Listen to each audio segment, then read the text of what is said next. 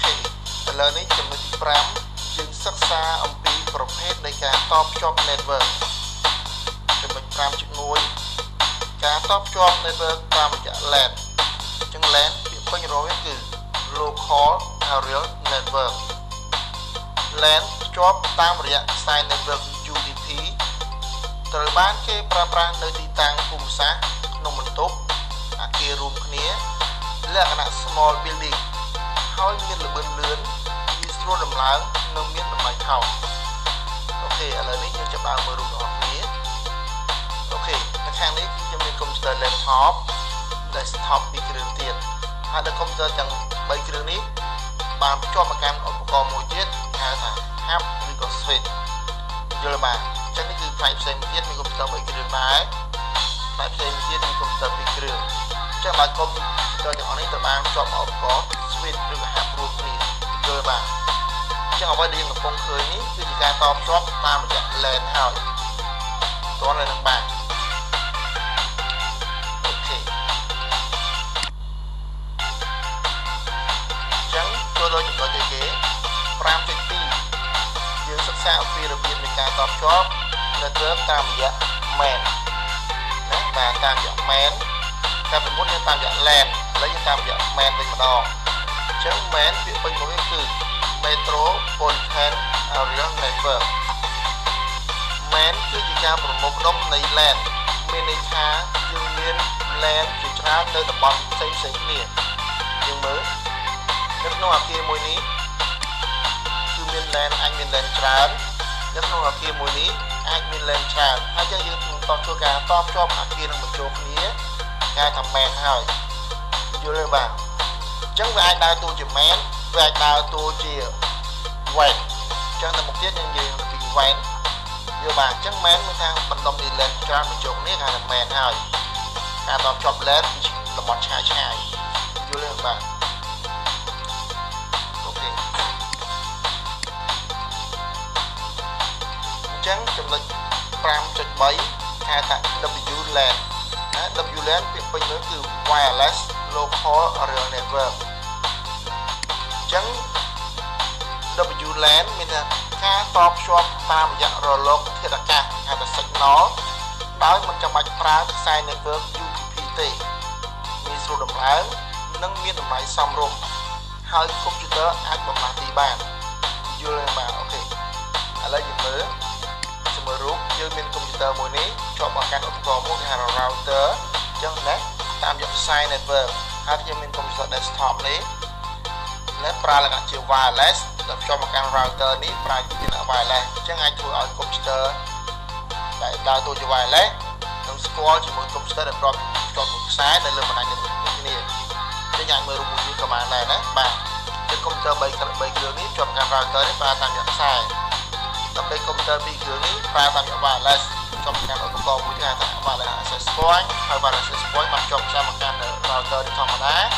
អញ្ចឹងធ្វើឲ្យកុំព្យូទ័រ3គ្រឿងដែលប្រើខ្សែនេះស្គាល់ជាមួយកុំព្យូទ័រ2គ្រឿងប្រើតាម wireless យល់ទេបាទអញ្ចឹង wireless មានការតភ្ជាប់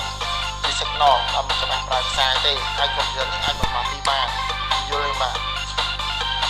អញ្ចឹងយើងអាចមើលទៀតណាបាទយើងអាចតភ្ជាប់តាមយ៉ាងហៅថា voice over internet protocol វាហៅ VoIP phone wireless ឬក៏ wireless LAN ផ្នែកអនុញ្ញាត PDA យើងមានទូរស័ព្ទ iPhone iPad យល់ទេបាទ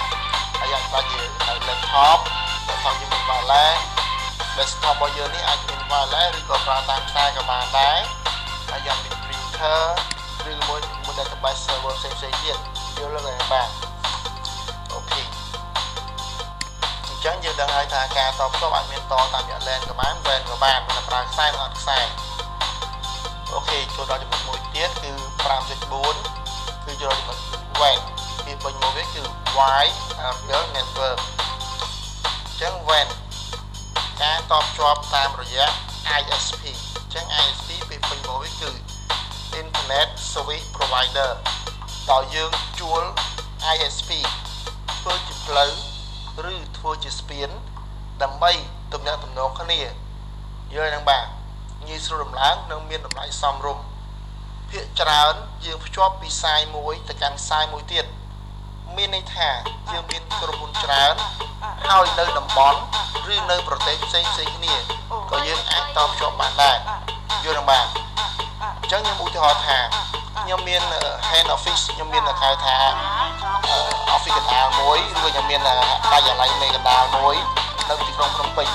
ខ្ញុំបើកសាខាមួយទៀតនៅឯគេតាខ្មៅសាខាមួយទៀតនៅគេស្រីមជួយវ៉ាសាខាមួយទៀតនៅគេនៅចំចៅឬក៏មានសាខាមួយនៅបាត់ដំបងកំពង់ចាមឬនៅអាមេរិកយល់ទេបាទខ្ញុំអាចតភ្ជាប់គ្នាទាំងអស់អញ្ចឹងការតភ្ជាប់នោះយើងអាចប្រើតាមរយៈខ្សែក៏បានដែរគឺហៅខ្សែ fiber optic ចាំបើប្រើតាមរយៈខ្សែ fiber optic មានថាវាចំណាយលុយច្រើនយល់ទេហ្នឹងបាទអញ្ចឹងជាទូទៅសម្រាប់ក្រុមហ៊ុនល្មមដូចជាធនាគារក៏ដោយធនាគារខ្លះគាត់ធនាគារ bank ធំក៏ដោយក៏គាត់មិនអាចប្រវាយជាខ្សែ fiber optic មកគាត់បានដែរ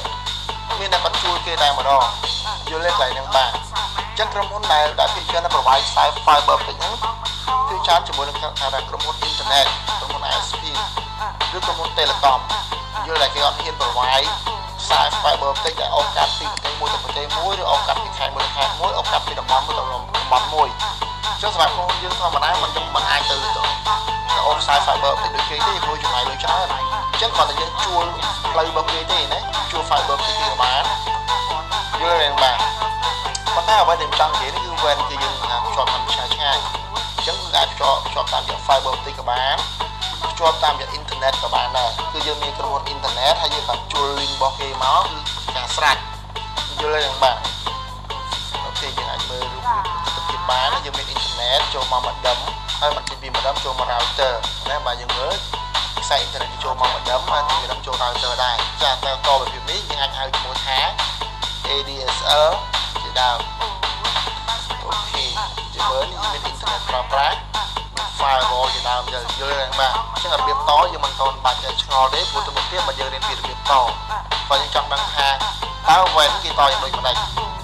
MAN គេតយ៉ាងដូចម្ដេច LAN គេតដូចម្ដេច WLAN គេតដូចម្ដេចយល់ទេហ្នឹងបាទអូខេចុងក្រោយនេះគឺ 5.5 គឺការតភ្ជាប់តាមរយៈ VPN ពាក្យពេញមកនេះគឺ Virtual Private Network អញ្ចឹង VPN ភ្ជាប់តាមរយៈអីគេ ISP ដែរប៉ុន្តែ connection នេះវាបានបង្កើតបំពង់ឬផ្លូវសុវត្ថិភាពពីខ្សែមួយទៅកាន់ខ្សែមួយជាពិសេសតាមរយៈ mobile ហៅថា remote access ឬក៏ VPN side to side ឧទាហរណ៍ថាខ្ញុំមានសាខាមួយនៅភ្នំពេញខ្ញុំមានសាខាមួយទៀតនៅបាត់ដំបងខ្ញុំមានសាខាមួយទៀតនៅអាមេរិកអញ្ចឹងខ្ញុំអាចតភ្ជាប់ពីសាខាមួយទៅសាខាមួយហ្នឹងតាមរយៈ VPN មានតែមានអ៊ីនធឺណិតហើយខ្ញុំនឹងបង្កើត configuration VPN មួយទៀតដើម្បីឲ្យគេឲ្យផ្លូវនៃការបញ្ជូន data រវាងពីខ្សែមួយទៅកាន់ខ្សែមួយឲ្យមាន security ការពារពីពួក hacker ហៅថាដែលចូលមកលួចចំណីរបស់យើងការពារពីមេរោគដែលចូលមកទៅក្នុងប្រព័ន្ធ network LAN របស់យើងហ្នឹងជាទូទៅគ្រប់ស្ថាប័នណាក៏ដោយឲ្យតែធ្វើការតភ្ជាប់រវាងពីខ្សែមួយឆ្ងាយដាច់ខាតពីត្រូវប្រើតាម VPN